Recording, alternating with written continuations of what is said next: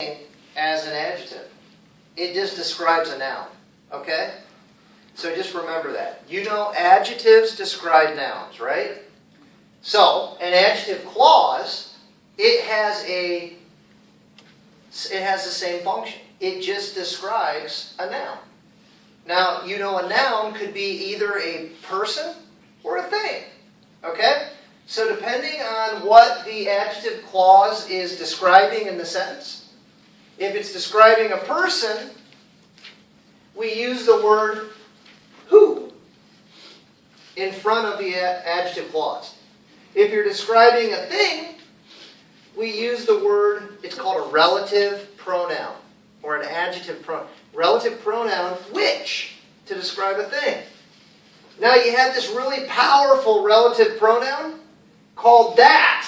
It can be used for either one. It can describe a person or a thing. Alright? Here's a couple of rules. These are big things to remember when you're working with adjective clauses. I already said it, I'll say it again. Adjective clauses describe people or things. Now this is also important. The adjective clause always, always, always, always follows the noun it modifies. Rule number 2. Don't use a subject pronoun, and I'll explain this. I'll give an example. Don't use a subject pronoun after the relative pronoun. Alright, so let's take a look at some examples. Okay? A singer is someone who sings songs. That's amazing. I made it up myself. Alright, so first of all, where is the relative pronoun in this sentence? Who. Okay? So this is our relative pronoun. Okay? Now that's the thing that's great about these. They're easy to find because there's only a few of these relative pronouns. Okay? Once you find it, then you know probably where the rest of the clause is. Remember, a clause has to have its own subject and verb. So what's the adjective clause? Can you tell me? Who sings songs. Okay? So, what is this describing? Who sings songs? Yeah, in this situation, it's the someone. And the someone happens to be the singer. Now, remember this rule. The adjective clause always follows the noun it modifies. So, if it's talking about someone, it follows someone. So you notice my adjective clause comes right after the noun that it is describing. You okay? Alright. So there's one example of an adjective clause modifying, describing a person. Notice we used who. Now I could also, notice down here, I said that could also be used when you're modifying a person. So I could stick that in here. I could say a singer is someone that sings songs. You okay? Either one's okay. When you're talking about a person. Alright. Now look at this little rule. Don't use a subject pronoun after the relative pronoun. Let's see. Anam, can you read this sentence? Thanksgiving is a celebration that takes place in November. There's a mistake here. What's the mistake? According to that rule. Across the it. Where? It. It. This is a subject pronoun. And it just said, listen, never put a subject pronoun after the relative pronoun. See, this is the relative pronoun, it's replacing this. Get rid of it. Okay?